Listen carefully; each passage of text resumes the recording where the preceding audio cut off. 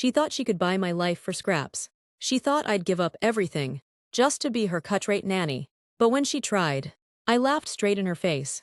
And the silence after that laugh was louder than any revenge I could have planned. If you've ever had someone underestimate your worth, smash that like button. Because this one's for you.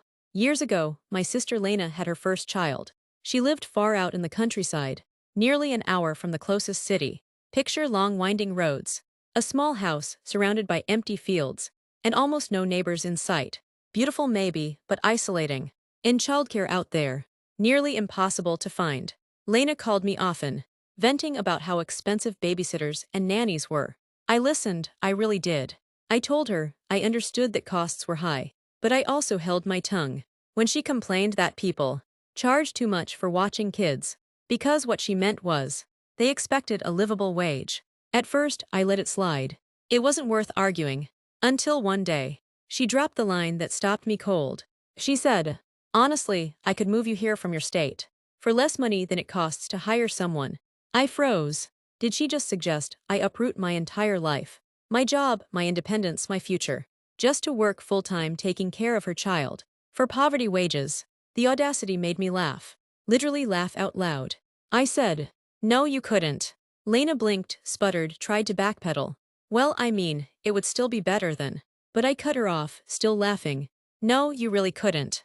And in that moment, the power shifted. The silence that followed was heavy. She wasn't used to me shutting her down so directly. Usually, I just listened and nodded. But not this time. This time, I stood firm. She changed the subject almost immediately. And you know what? She never brought it up again. Eventually, she found someone else willing to take the job.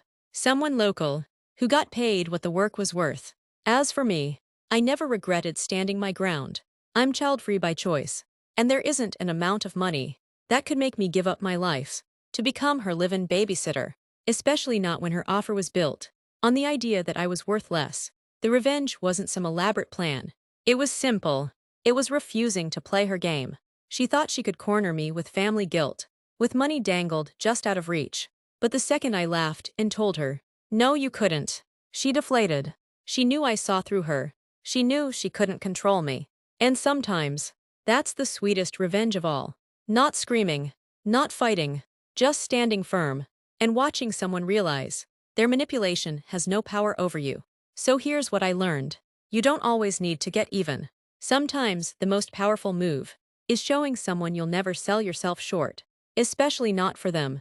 If that kind of quiet revenge hits home for you, smash that like button and tell me in the comments, what's the most disrespectful thing someone has ever tried to offer you as a favor?